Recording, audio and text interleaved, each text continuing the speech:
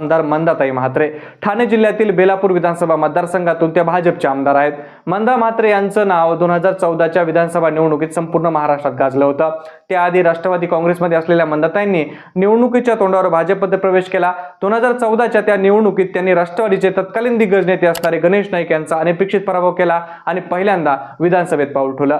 एका प्रस्थापित नेत्याचा त्यांच्याच बालेकिल्ल्यात पराभव केल्यामुळे मंदाताईंच्या या विजयाची चर्चा तेव्हा राज्यभर झाली होती। त्यांच्या या विजयामुळे गणेश नाईक यांच्या राजकीय कारकिर्दीला काही काळ ब्रेक लागला असंही बोललं गेलं। मात्र बदलत्या राजकीय समीकरण बदलून पुढे गणेश नाईक यांनीही भाजपमध्ये प्रवेश केला।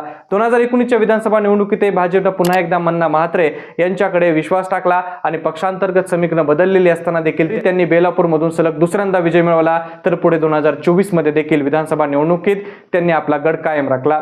2024च्या विधानसभा निवडणुकीत त्यांनी विजयाची हॅट्रिक साधली असून बेलापूर मतदारसंघातून त्यांनी आपली अनेक पकड मजबूत करायला सुरुवात केली।